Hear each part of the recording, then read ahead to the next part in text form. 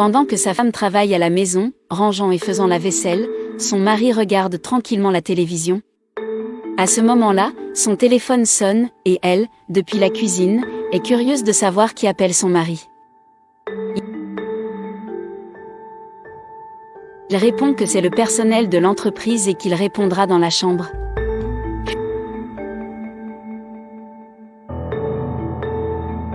Puis, il répond et parle doucement, mais à l'autre bout, c'est en fait une femme nommée Mariana qui l'appelle.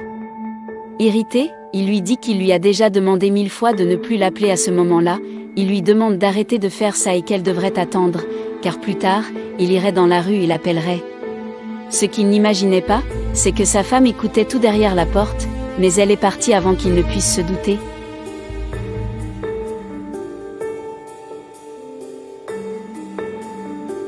Il arrive à la cuisine et dit qu'il doit partir d'urgence, car son patron lui a demandé d'être là dans 15 minutes. Elle dit que le déjeuner est prêt, et il lui demande de ranger la nourriture, car il déjeunera après son retour. Elle fait semblant de ne rien savoir et dit au revoir à son mari.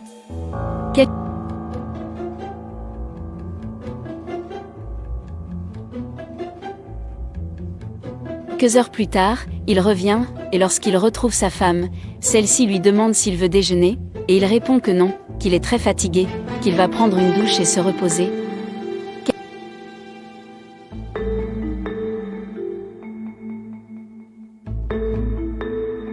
Quelques minutes plus tard, alors qu'il dormait, elle arrive très lentement et prend son téléphone portable.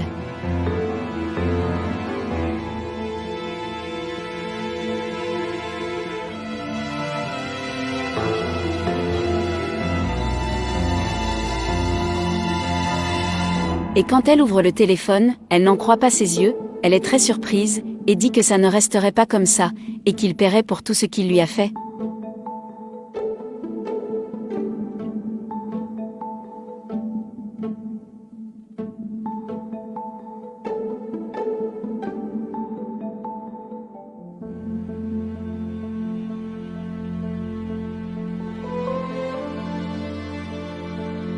Quelques heures plus tard, il se réveille, mais est encore un peu endormi, remarque que son téléphone portable n'est plus près de lui et sort, effrayé, en cherchant dans la maison. Ne sachant que faire, il demande suspicieusement à sa femme si elle a vu son téléphone portable. Puis elle dit qu'elle l'a fait, et veut savoir pourquoi il a peur. À ce moment-là, elle commence à dire tout ce qu'elle pense de lui, de savoir qu'il la trompe, même après tout ce qu'elle a fait pour lui.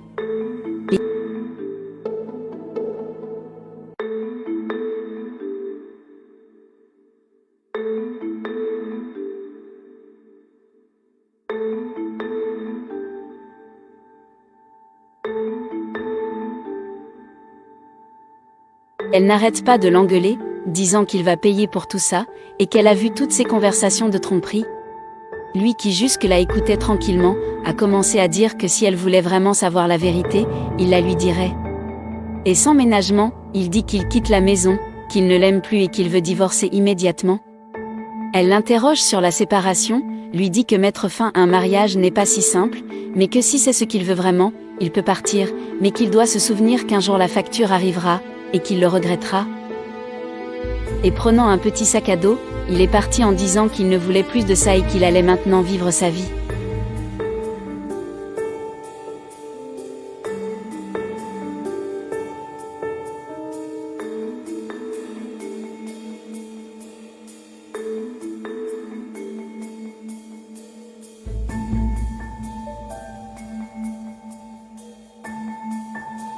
De façon inattendue, 9 mois plus tard, il frappe à la porte de son ex-femme avec un petit enfant dans les bras.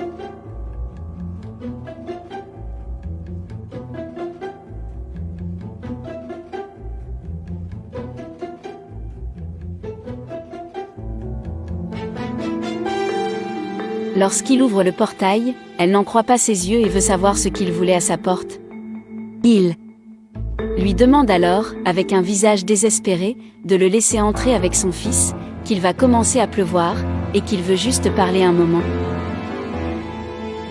Elle a été surprise d'apprendre que l'enfant était son fils, et a voulu savoir ce qui s'était passé.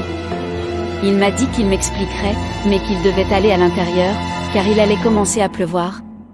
À ce moment-là, elle a dit qu'elle ne le laisserait entrer que par égard pour l'enfant, qu'elle ne voulait pas qu'il se mouille. Il la remercie donc et entre dans sa maison. Assis sur le canapé, il commence à s'expliquer, il dit que lorsqu'ils se sont séparés, il a fini par avoir une relation avec une autre femme, et que de cette relation, ils avaient eu un enfant, mais que malheureusement, elle était décédée. Il a poursuivi en expliquant qu'après la mort de la mère de son fils, il n'avait nulle part où vivre car la famille de celle-ci n'avait jamais accepté sa relation. Après avoir dit tout cela, il lui demande de l'aide en disant qu'elle serait la seule personne qui pourrait l'aider à ce moment-là, qu'il n'aurait besoin d'elle que pour quelques jours jusqu'à ce qu'il puisse résoudre sa vie.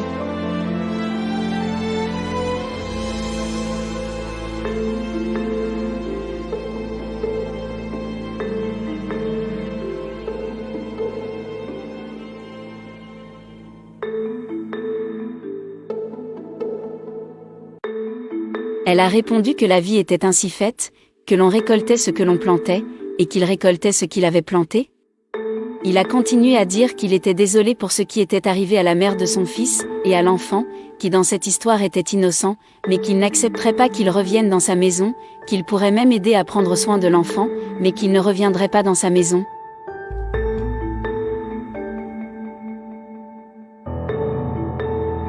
Désespéré, il ne cesse d'insister et de lui demander de reconsidérer sa décision, car il n'a nulle part où aller, disant qu'il n'a besoin que de quelques jours de plus pour mettre de l'ordre dans sa vie, et que dès qu'il aura tout résolu, il partira.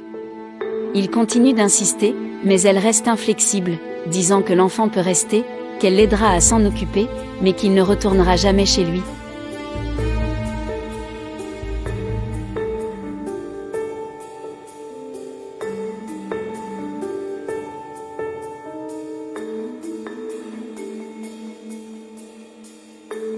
Il se fait une raison et lui dit que, puisqu'il ne peut pas rester, au moins son fils, et qu'il va essayer un nouveau travail, et que dans quelques jours il reviendra le chercher, et lui montre les affaires du bébé qui sont dans son sac. Elle lui a alors dit qu'il pouvait partir tranquillement, parce qu'elle s'occuperait bien du bébé, et qu'elle ne le laisserait manquer de rien.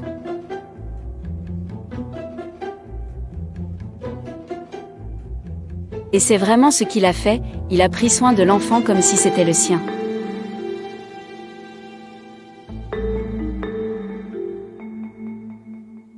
Et un jour, alors qu'elle nourrissait l'enfant, elle a vu que son ex-mari appelait son téléphone portable.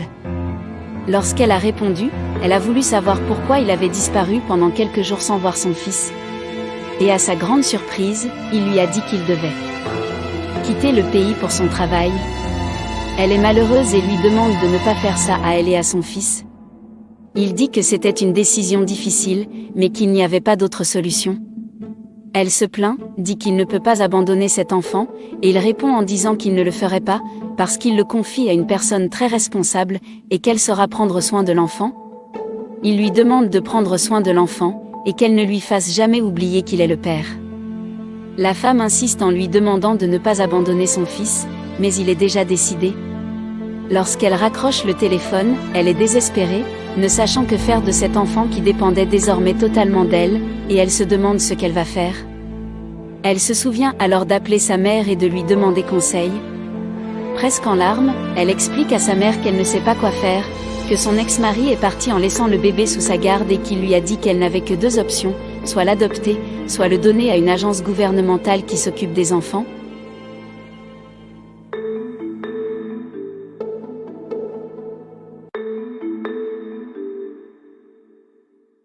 Sa mère lui demande si elle aime l'enfant, et à ce moment-là, elle avoue à sa mère qu'elle aime cet enfant comme s'il était son propre fils, et qu'elle choisissait à ce moment-là d'adopter l'enfant, et qu'à partir de ce moment-là, il était son fils.